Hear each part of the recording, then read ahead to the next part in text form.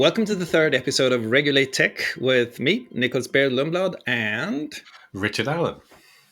and today's episode we're going to discuss nudity, right? Exactly, yes. This might seem as a narrow issue, but the reality is that I think in nudity policy you get a lot of the really hard questions about content moderation, and you get a lot of the really hard questions about content moderation and cultural differences, don't you? Exactly. And I think what I find particularly interesting is that with many of the other harms that we're dealing with, in a sense, they're quite straightforward. This stuff is bad, always bad. And so when you're thinking about your policy, it's how do I get rid of the bad stuff?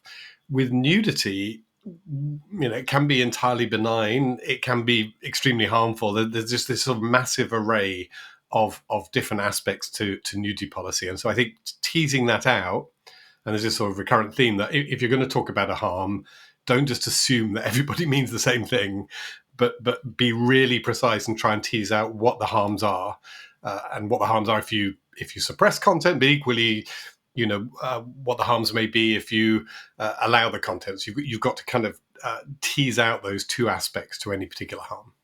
But you end up in a place also where you're required to be incredibly specific. I mean, the oversight board at Facebook announced 5 decisions this past week, and they're now taking on the much perhaps more complex issue of the Trump deplatforming. But in one of these, the subject matter was nudity. Now, the question at hand was whether or not the oversight board should take it up.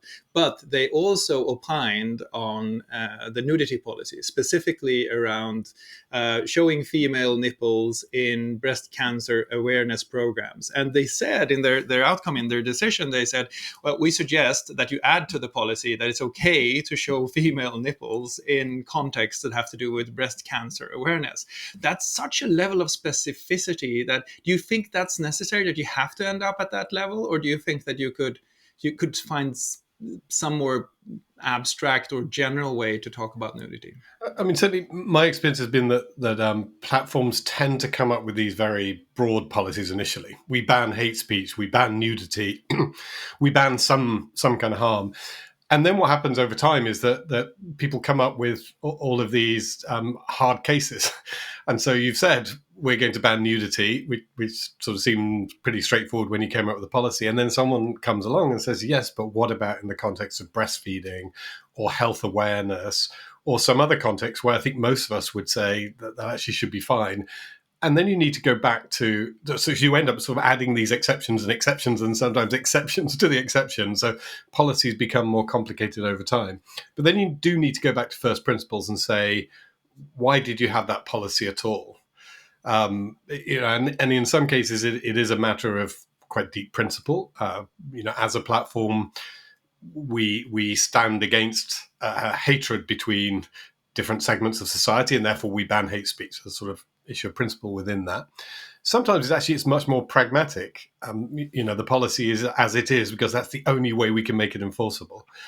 And I think in nudity, actually, you're much more in that zone, that the policies are pragmatic policies rather than, it's not the case that certainly the people I work with in Silicon Valley are a bunch of prudes who think as a matter of principle, we think nudity is immoral and therefore we don't want it. It's much more about the practical aspects of what happens if you permit certain forms of content. Yeah, but on the other hand, I mean, I remember vividly a discussion I had with an official in Brussels that essentially took me aside when we were having another conversation and said, it's really very strange so that you allow for all these things, but you're not allowing for nudity, or you seem to be deathly afraid that you would show a woman's nipple. I mean, all of this is just about imposing American norms on the world. That's been a criticism that we've heard quite often, isn't it? It is, and I think it's actually misplaced, because I think there's something more straightforward going on. And again, we can look at different platforms, but I think this concept that a lot of us in tech world are used to of NSFW, not safe for work, not suitable for work, actually applies to a lot of the thinking around nudity on the major platforms. And so for Facebook, it's NSFFF, not suitable for friends and family. And in other words, if I'm scrolling through a news feed of my content for my friends and family, actually it's not strictly new content, but it's sexualized content that I don't want to be interspersed into that newsfeed. Similarly, if I'm at work Googling for something at work, I actually don't want sexualized content to come back in those search results. It's uncomfortable. And so I think there's much more of that going on, just that for a lot of services that you're using in sort of semi-public contexts where the other content on the service, in particular, to think about something like Facebook, it's just, I would find it really uncomfortable to have photos of sexualized news sort of popping in between stories from my friends and family.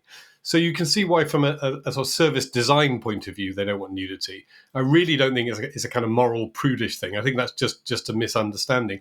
And actually, there was plenty of evidence that I saw that people in Europe, people in permissive countries where you're very comfortable stripping off and getting in the sauna with lots of other people, they still don't necessarily want that in A their bit of Nordic, a bit of Nordic bashing here, I think. And there were some people who would really challenge us, actually, typically from Nordic countries. There was a guy in Denmark who had some wonderful photos of naked hippies that he felt very strongly should be allowed on the platform, and fair play to him. But as I say, even in the most liberal countries, you find that when you ask users what makes you uncomfortable, what do you want to see, what don't you like seeing, they still feel very uncomfortable about nudity, particularly sexualized content, in their social media feeds that they may be browsing through in a public place, and they say contains this kind of, is adjacent to content where you wouldn't normally want sexualized content next to. Even then, they feel uncomfortable. So say it's not. Is there room for nudity on the internet? Yes, but do people generally want nudity in their social media feeds or in their search results? I think generally no, and they're very comfortable going to other places to get that kind of content.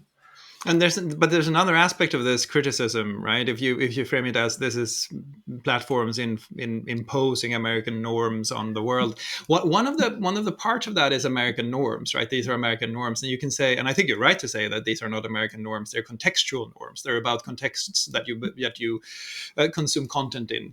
But the other part of that I find interesting is this notion of imposition, the fact that it is the platform making the decisions. Now, both you and I will remember something that the kids of today will mercifully have forgotten, which is the PIX standard. The PIX standard was sort of discussed within the web World Wide Web Consortium as a way to solve the issues of content moderation, but not at the core of the network, not at the platform level, but actually at the edges of the network. The idea was that every page would essentially specify down to whether or not it was clothed or not clothed, gay sex, for example, and then you could build filters at the edge of the network that would take care of this. In fact, almost all of the early internet discussions were around filters and filtering at the edges of the network. What happened, and was it a good thing that it happened, that this actually crept in towards the core? Was that because it was never a conscious decision?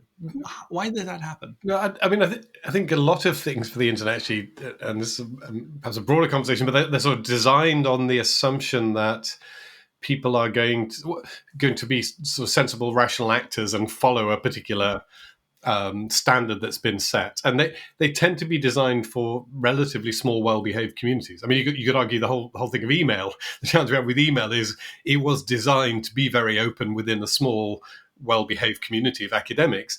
You put it into the wild, and you get all of these people just throwing spam, and there's now more spam crossing the email pipes than there is real email. And the same thing, I think, so happens with content, that if you design a system that assumes that people are going to properly label their content and sort of behave correctly when they put it out there so that your filters at the edge all work, that design breaks down once you start getting out to a mass audience. And you find that there are, and again, sex sells. So you come up with a standard like that, where you expect everyone to label stuff. And yes, certain mainstream producer content will dutifully label their content so you know how sexual it is or not. There's a bunch of other people who are thinking, if I can get clicks and eyeballs, I'm going to make some money here. I'm not going to label my content. I'm going to find, 100,000 ways to get around all of these filters to try and get my sexy content in front of people, because then I'm going to make some money. And so I think Yeah, and that is the challenge. That's what pushes it back to the platform. And I think the other thing that happened with Pix was that it was horribly, horribly opinionated, not to say biased, not to say bigoted, because it sort of ended up describing all kinds of things that were not really, I don't think, not really objectionable in any way. But you can come back to the question in a new form and say, look, Google has some of this. Safe search, for example, you can activate what you want to see in your search results or not. Why is there not like a safe feed option, for example, on Facebook or similar on Twitter or any other platform where you could push a little bit of this out to the user, to the edges of the network, whereas all of the actual filtering that requires heavy processing, great programming, all that stuff actually remains at the core. Yeah, I mean, there is a theoretical model. I think it's really helpful, perhaps, if we break down the potential harms that are caused by nudity. Once we work through those, you can then understand what you would need to do to be able to do that safely. And I actually think it's a much more complex problem than many people think. I certainly understand when someone says, look, for me, this is entirely harmless and benign, and you're interfering with my freedom of expression. I understand why that's frustrating. But let's just sort of work through the harms or the potential harms. And I think that perhaps the most significant one is that images are shared that are non-consensual. And I think we should be really sensitive to that. In some cultures, probably yours and mine, a non-consensual picture of you nude might cause mild embarrassment, perhaps a little worse. For some people, in some contexts, non-consensual sharing of an image of them naked could lead to really, really serious consequences, including threats to life. And we should be really clear about that. And I've come across instances where even, bikini photos, where somebody's wanted to attack somebody in some countries, the sharing of bikini photos of a woman, and it's mainly women who are the targets of this, then becomes quite a serious threat to their well-being and potentially, as I say, to their life in the most extreme cases. So this non-consensual thing is critical and is really hard. So the first thing a platform would have to do is to ensure that images that are being shared that's happening in a consensual way. And you can see, some technology may help with that, where you try and, if there is a face in the picture, you face match the picture with the owner of the account and perhaps can then assume that they're sharing willingly. But in many cases, it'll be a third party sharing a naked image of somebody else. So, how do you establish that the consent is there? And I've noticed actually the ongoing debate around some of the pornography sites that are going through exactly this exercise now, where people, I think, are correctly saying, where you accept pornography, you don't have a moral objection. It's fine to produce pornography, willing producers and willing consumers, but we want to know that they're willing producers, and therefore we want to know that people have consented to have those images go out. So think about that multiplied 1,000, a million-fold on a major platform, where for every image that they permit, they now do need to do some due diligence to make sure that there is consent. And people may say, well, that's over the top. Why would you have to do that? Well, if they get it wrong a few times, and given the seriousness of the consequences, you can bet people will be coming straight back at the platforms going, why the hell did you allow that nudity? Because people are now sharing stuff, without consent, and some bad things have happened to people because of that. So I think that's the first challenge. How do we deal with this consent question? And I say it's non-trivial. Perhaps the second challenge then is the age question. And again, not straightforward, and particularly when you're talking about teenagers. And the difference in age of the person in the image by literally a few months could be the difference between the sharing of that content being a very serious criminal offense and the sharing of that content being entirely legitimate. So again, platforms have to figure out a way, if they're allowing new content, to make sure that it is a 19-year-old, not a 15-year-old in a picture. And they say to get that wrong and allow the distribution of the 15-year-olds' pictures would be really, really problematic. So consent and age, absolutely critical. And I think those two on their own represent a major challenge. And so the platforms in many cases have taken the easy way out, which is to say, we're just not going to allow you to do it at all, because then we don't have to take responsibility for age checking and for making sure that the consent is there.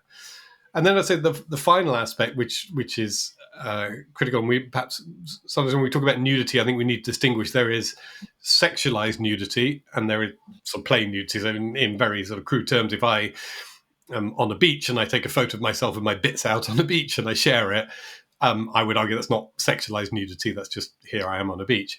But I might be in a different pose or doing something different that might make that into something that most people would recognize as kind of sexualized nudity. So that also matters. And again, you think particular pictures of children. I mean, the sort of archetypal picture that all of our parents have of us sitting naked in the bath, giggling. That is an entirely innocent photo. And then again, people get very upset and say, why platforms are you taking that down? You're the pervert platform because you're assuming it's sexualized. Well, no, I think the platform recognizes that those kind of photos are not sexualized, or we can reasonably assume they're not, but trying to distinguish that at scale, trying to say, well, this photo of a naked child, is sexualized and this one isn't, it is exceptionally hard to do. It also presents an attack vector. To be really honest, one problem is that even non-sexualized pictures are sexualized by offenders who then find them and collate them and present them in a context that sexualizes them. So your innocent pictures of your kid may then turn up in what is a horrible context. And I think a lot of people have reacted to this historically when they've seen that. And I think that points to another problem or another difficulty in doing this, which is that the context may vary. And even if you take something that's very innocent, it can become extraordinarily offensive and even criminal when aggregated or contextualized in another way, right? That's right. And this is what sort of drives often the platforms back to the blanket ban. There's a paternalistic element. There's an element of sort of protecting you in a sense from maybe things that you feel comfortable doing but are unwise. And again, I've seen that where some parents feel very, very offended if you take down, say, photos that I would accept are entirely innocent of their children naked. They're really, really offended by that. But as and when there is a group on the platform that is taking these photos and distributing them, then people are equally offended by that. And so that to an extent, the platforms are saying, whilst this may be entirely innocent when you do it, we can't allow you to do it because there is a risk that content will be abused sort of downstream. And we've seen that risk and therefore will protect you from yourself. And so I think there is a large element of that in the nudity policy in particular. And again, you could equally say, argue people posting photos of themselves, even if they're adults, when they're older teenagers and they could legally do that might be unwise further down the track. And so again, there's perhaps a paternalistic element where platforms, by having this blanket ban, they're not opening up the risk in any way that you then come back later and go, oh my God, I want to withdraw my consent, but now it's too late because the images are out there. In a sense, you could say one of the reasons that it's being pushed back into the core to the platforms is that that's actually also where you discover risk faster and where you learn about risks faster. So it's a centralized learning function that allows you to see what the attack vectors are for seemingly innocent content in different ways. Now, I don't think that frees you from the paternalistic element. I think it's still there. I think we could arguably think much more about what could be pushed to the edges, but I think that explains the sort of gravity that core content moderation exercises on the edges in a way. So I wanted to discuss another example that I just watched this as a distance, but I was really curious, and I see what light you can cast on this, and that's the Norway example. Yes. This is an example where you have to correct me if I'm telling this wrong, but there is an iconic photograph of essentially a victim of war, I think it's a young woman, young girl, young girl who's naked and moving away from conflict, and that was blocked. Tell me what happened? It's one of those interesting things. Again, just where things can sort of blow up all of a sudden. That Aftenposten, a Norwegian newspaper, published this image, and Facebook removed the image for contravening its policies on child nudity, which I say is a blanket ban. There's no permitted child nudity. There wasn't at the time. Interestingly, that they'd removed plenty of instances of that photo before. Other people had posted it and they'd removed it and nothing had happened. But in this case, there was an editor of a newspaper who decided to take this up and decided that it was completely wrong of Facebook to remove this particular image because it was a documenting an important event and it's in wide circulation anyway. And again, you saw a dynamic that we're both very familiar with of you get very defensive, you explain your policy, and there is a rationale. The policy is, look, was then anyway, we take down photos of naked children to protect them.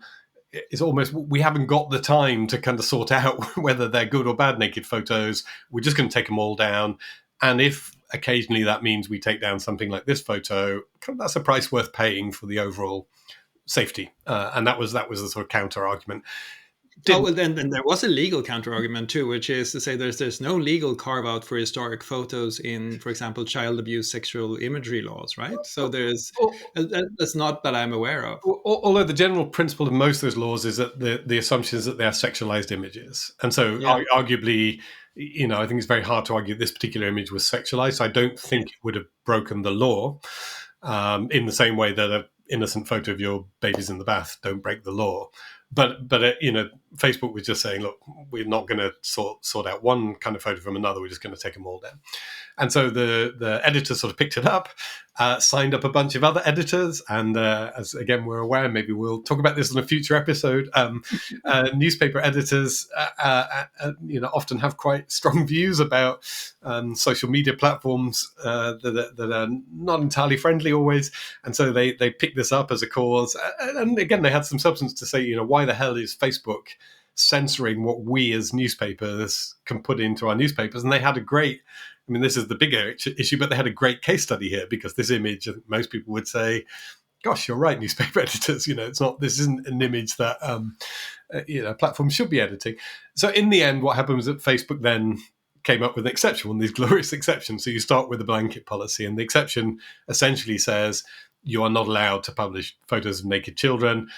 But if they have some kind of historical public significance, then we may permit them on a case-by-case basis. Now, that's kind of extraordinarily hard to implement, frankly, because it does require all of your reviewers, where this image may be referred, if other people post it, to kind of have an understanding of it. And you can imagine over time how complicated that would be. Teach your reviewers to recognize this one image, fine, but imagine if we've now got 10, 50, 100, 1,000. And so that starts to become a complex problem. But the principle, I think, is established, that there may be some images where there's a public interest in allowing it to be displayed rather than allowing it to be removed, whilst the baseline policy remains that the public interest is best served by generally removing naked photos of children. In this case, if I remember correctly, there was an escalation, and at some point, even the Prime Minister of Norway decided to post the image on her Facebook page, and it got removed, I think, right? That's right, yes. And so the interesting thing about this is not so much that, because I think that's what you would expect when you have a policy, you apply the policy, that was happened. That is what should happen, whether it's a Prime Minister or a regular citizen, right? But the interesting thing to me is that ultimately when this changed, it all looked so horribly messy. Why would it take all of this discussion to get to that endpoint? And I think most people would have said that that's unconscionable. How can that be the case, that you have to do all of this to get to these decisions?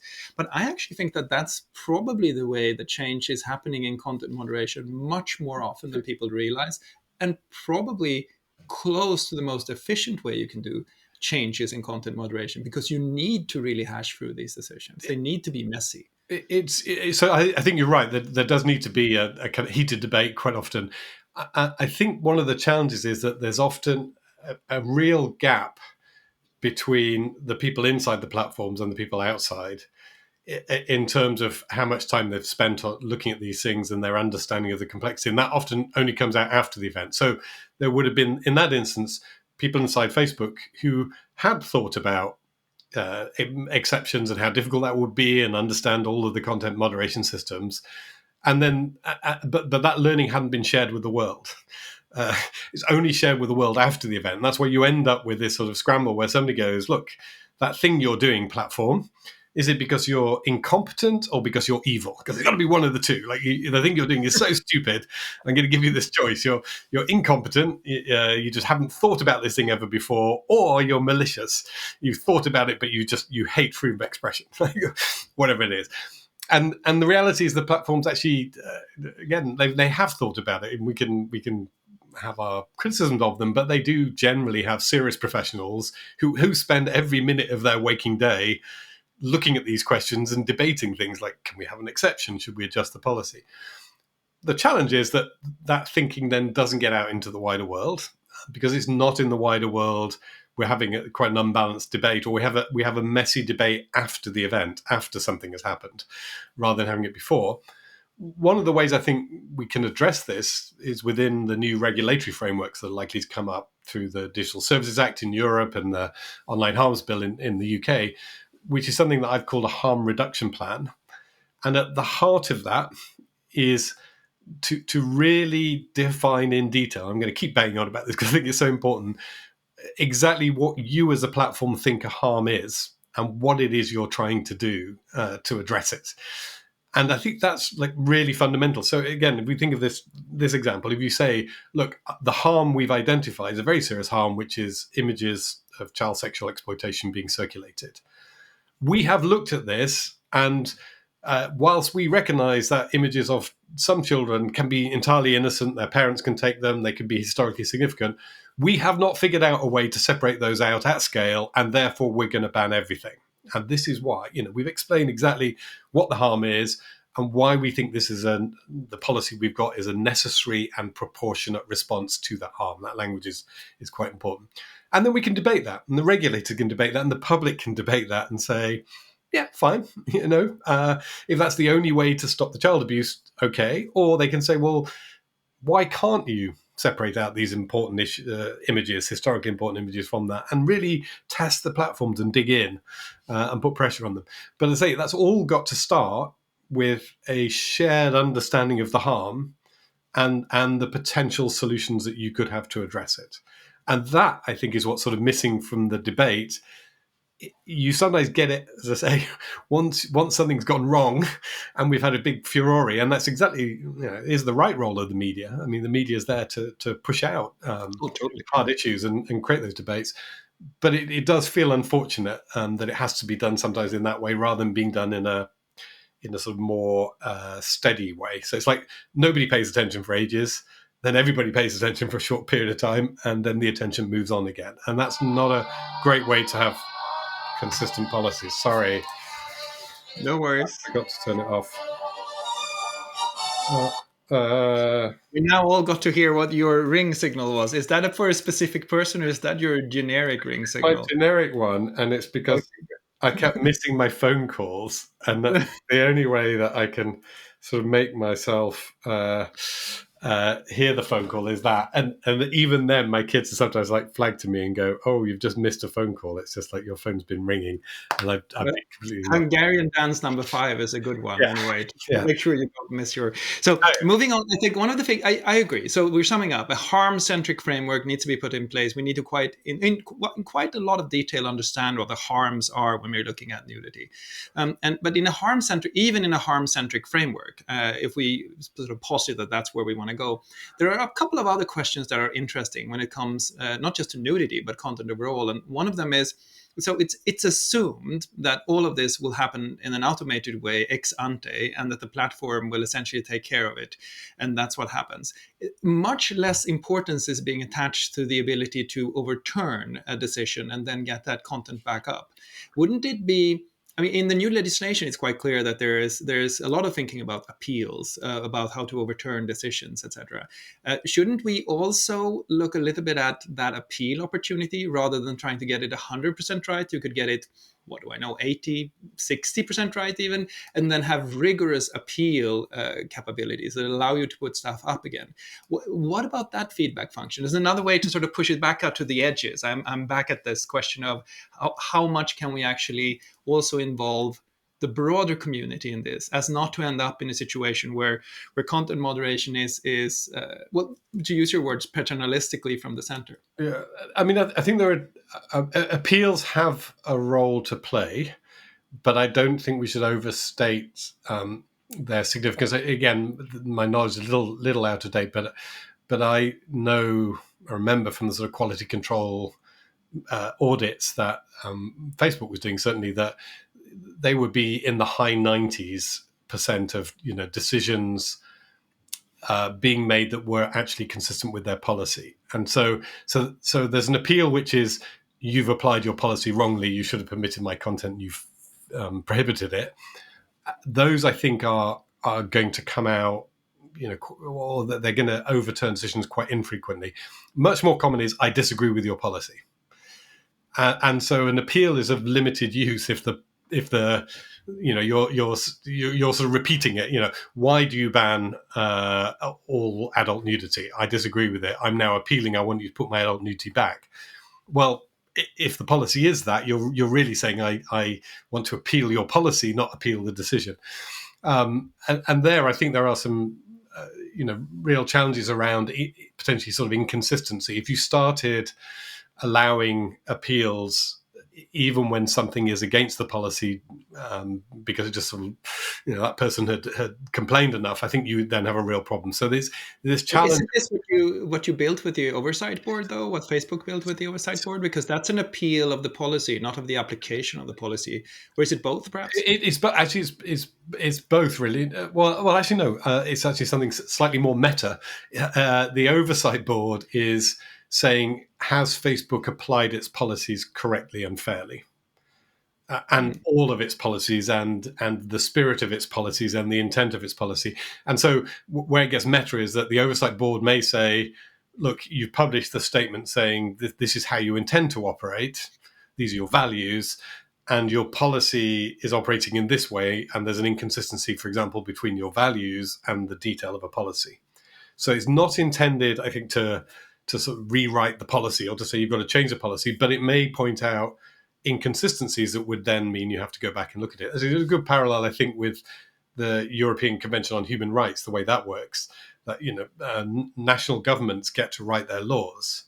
The European Court of Human Rights can point out where a national government has implemented a law that's inconsistent with the commitments that it made under the European Convention. But the European Court of Human Rights doesn't get to rewrite national law. It gets to give an opinion as to whether the national law is consistent with a set of values.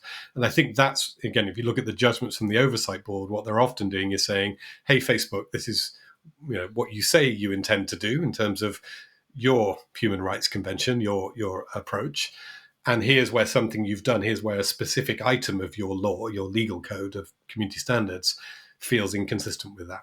And we're going to tell you that, and we're going to overturn a specific decision, but also give an opinion on your legal code.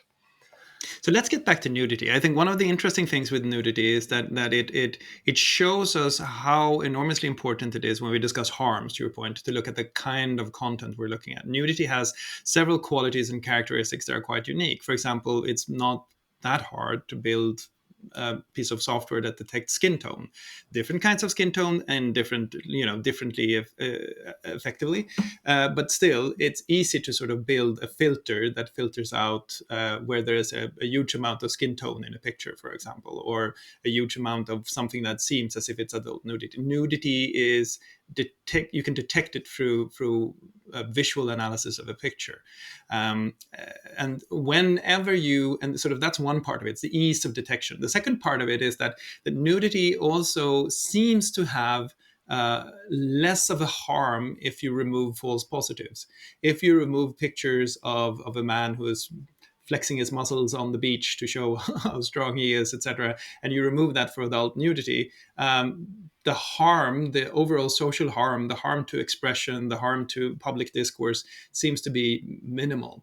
Are there other things about nudity that make it a specific category? And are there other things like this that you think actually make it impossible to do what we do in nudity for other categories of content?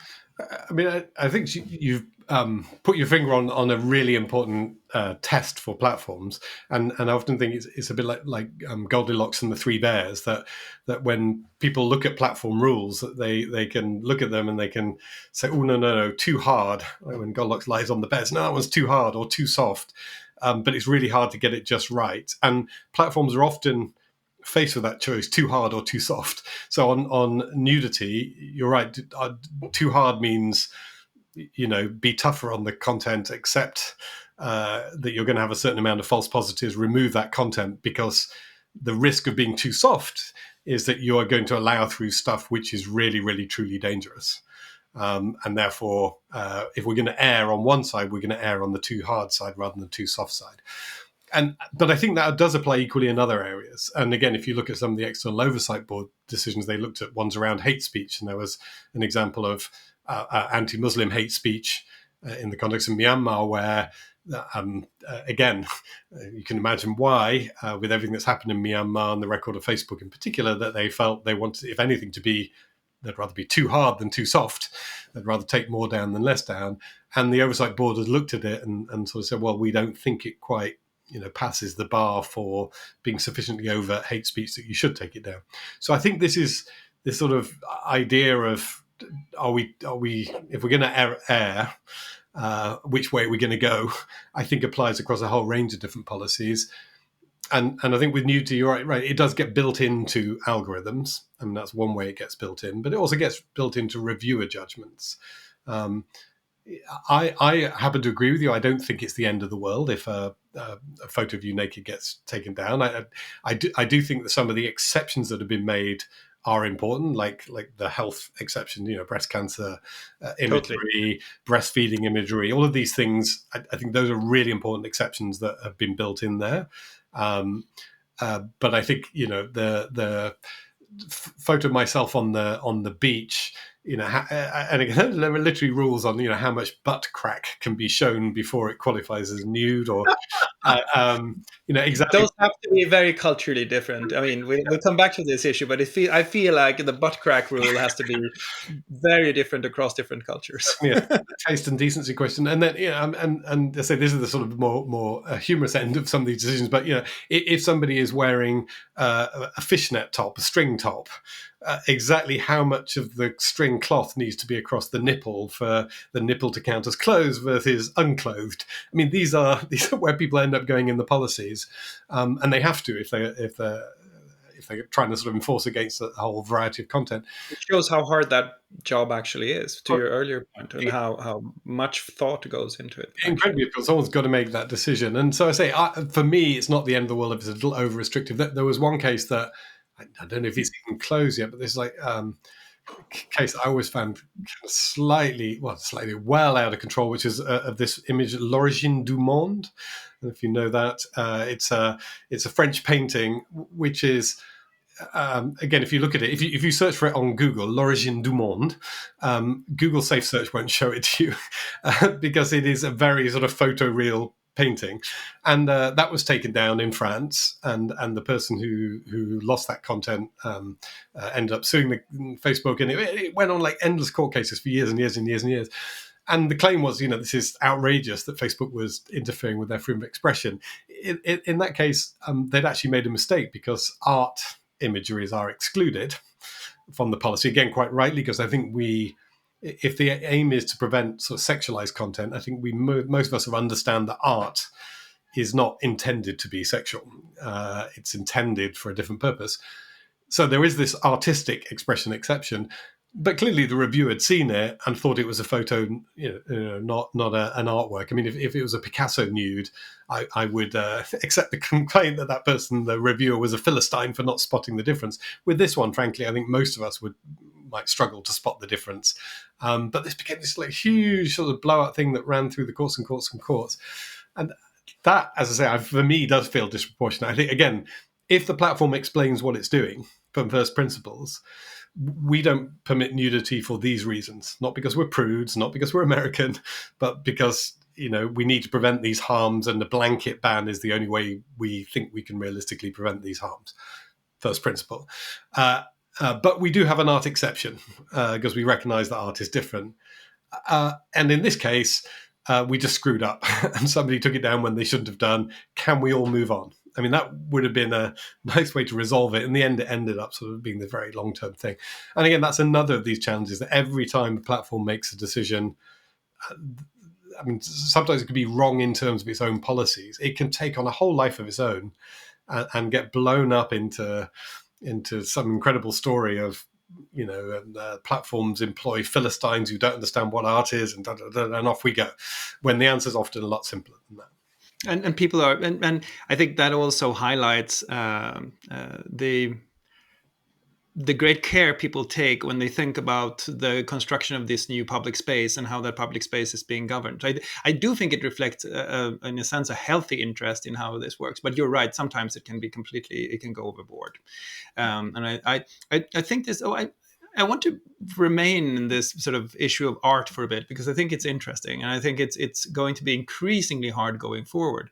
And one of the questions, in your harm-centric framework, as we look at that, and we now know that you can generate photographic images of no one with machine learning algorithms that can essentially make photorealistic faces and photorealistic nudes and photorealistic pornography in different ways, where the sort of the actual subject just doesn't exist.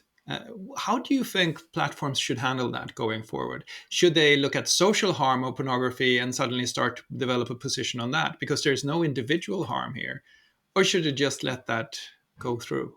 I mean, I think this needs to be worked through, and it's, again, not entirely new. I remember when Second Life. You remember Second Life when that first happened, which I is do. the first sort of virtual environment, and there were questions then.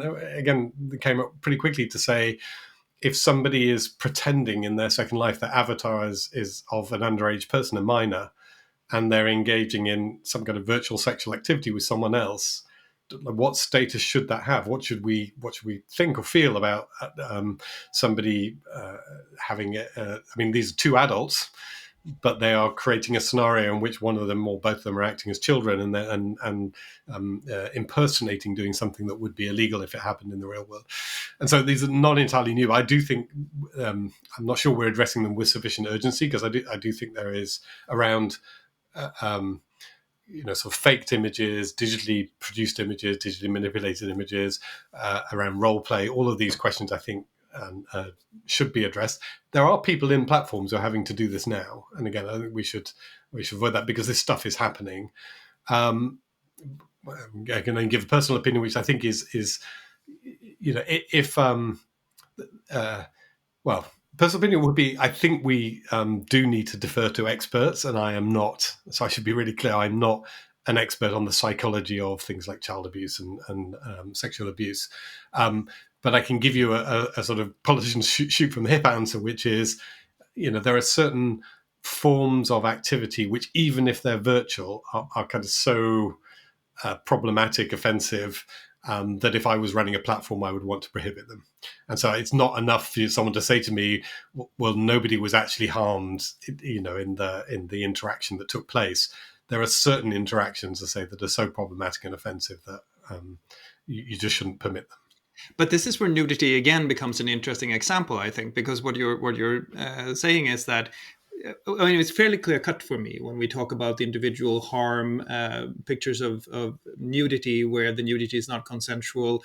Even if we talk about adult nudity and we talk about non-consensual, there's a very clear harm there. There's a victim there. There's something happening that platforms absolutely shouldn't allow. And it's about individual harm. What happens here, and what I think will happen perhaps in other categories as well, is that with these artificially produced images that are completely fake, where there's no human victim behind the individual pictures, platforms are being pushed to consider more abstract harms. There's an abstraction, there's a generalization around harms, and suddenly you're not discussing whether or not this is harmful for the individual, but you're moving into a space where you're making decisions about social harms.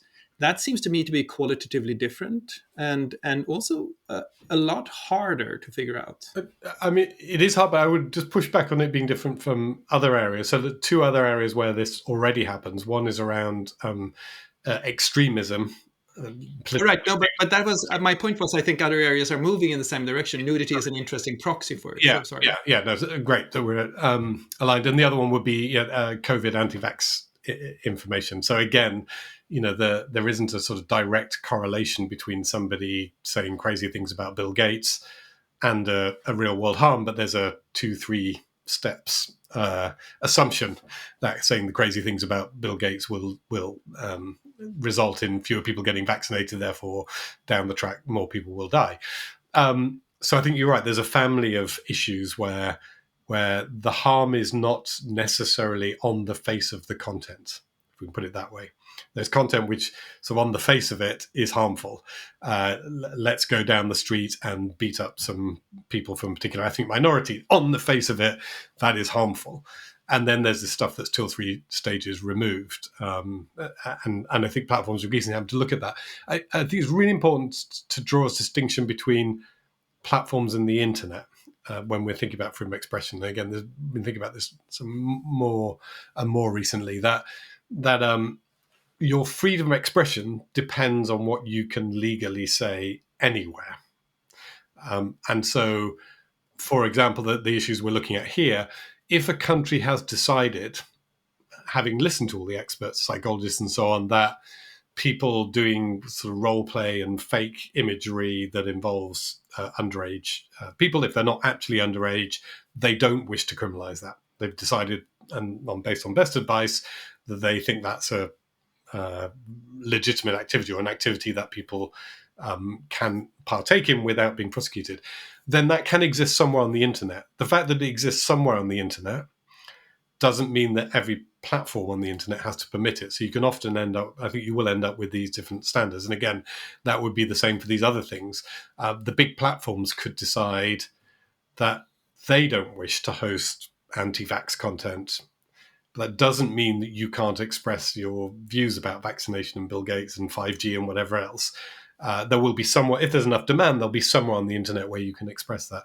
And I think it's really important to maintain that distinction between what's legally permitted and what individual platforms decide to permit. And I agree with that. I think the distinction is important, definitely. But I think we also agree that platforms, social media, etc., form an important part of the public sphere, and that what they decide has an impact on the public sphere. Sometimes a fairly significant impact on the public sphere, which is why I'm interested in this, because I think that what happens here is that content moderation is going from individual harm that is directly detectable, to your point, to more social harm that is far more complex and indirect. And it can be several steps, as you say, which can mean to you, if you essentially allow anti-vaxxer content, the long-term effect of that could be that people who are in vulnerable groups actually suffer enormous physical harm or even die. And so there is something about that that almost invisible escalation of responsibility being transitioned over to the platforms that I think is really interesting. And I wonder if it's long-term sustainable. I mean, I think it's being very explicitly now transferred. So, say in the UK online harms legislation, it's encapsulated in this notion of a duty of care, and the government are very explicit. This will apply to content that is not illegal. So, content that the British Parliament has not decided to make illegal, platforms may, under the duty of care, be expected to deal with. Again, I think as long as everyone's explicit about what it is they're doing as a platform, I feel quite comfortable with that. I think the important thing is that we do understand what each platform is trying to do. I think it's important there's a diversity of different approaches by different platforms. Again, to your example, whilst the big platforms matter, but let's go back to our kind of core subjects of sort of nudity and pornography. Yeah. Facebook doesn't permit nudity and pornography. That hasn't stopped people expressing themselves. They express themselves in other places. And so that's actually a prime example of where you could argue, well, it's a disaster. If Facebook doesn't allow nudity and pornography won't exist. Well, patently not true. They exist, but they exist in another space. And so again, I think we can go too far in saying, well, the platforms that are large today, all of them must permit everything because otherwise it won't exist. Actually, it will. And I say nudity is a great example of where it happily has been getting on without needing to be present on the main platform. Now, things like hate speech and political speech, obviously it's more contentious than that. But I do think there's a world in which, we have quite different policies from different platforms, potentially. Yes, I think the major platforms will all tend towards the kind of policies that I think most people apply to most public space. And I've used in my writing examples of things like sports stadiums and public spaces where large crowds gather, because I think there's a basic set of rules for large crowds gathering where you don't shout racist abuse, and actually you don't run around naked either. I mean, those are the norms for large public spaces. So I think they'll have those, but I don't think that's the end of the world for freedom of expression. What would be the end of the world for freedom of expression is if you couldn't create other spaces in which you can do, as long as they're legally permitted, other less orthodox behaviors. And I say, then the governments will set the rules for exactly how far you can go in those spaces. But actually, I think that's the real question. It's not, can we make the big spaces anything goes spaces? It's, are we making sure that if there's demand for other kinds of expression, that can take place somewhere? And I agree with you. I think that's right. And I think the distinction between the internet and platforms is very often lost. And I think it's a good one. What I wanted to sort of get at with the nudity question and the artificially nude imagery is that it seems to me that, one of the interesting things to explore and to think about going forward is there a point at which content moderation transitions into being social engineering, where you decide that it's actually very beneficial for us if we can use large internet actors in order to implement social policies that we think are important. And there's one example that's not connected to nudity, but sort of related a little bit to our discussion here that's interesting to me, and that is climate change and the question about whether or not you should allow content that questions climate change deniers. You spoke about anti-vaxxers. Climate change deniers are an interesting example. We should probably do this in an upcoming episode because there's so much to mine here. But there's a world in which you say that actually when you're looking for climate change data, you should probably not surface data that's critical of climate models, for example, because it's much better if people act as if this is true. And at that point, if you sort of have that as your general model, or if you say, actually, there's a social harm to pornography and nudity, and so we are expecting platforms to do their piece in making sure that this social harm is prevented, then content moderation transitions ever so softly into social engineering. And I think that's an interesting set of problems to think about, but perhaps for another episode. Yeah, I mean, it certainly is. And again, I mean, there are two basic tools platforms have to shape the debate: suppression and promotion. They can suppress bad content and promote good content. Someone's got to decide what the bad and the good is. But I think if it's explicit within a framework, ideally agreed between platforms and other parties in society, then I think that can work. But I think what I find really frustrating, and I'm sure we'll come back to this, is the fact that this is frequently not explicit today.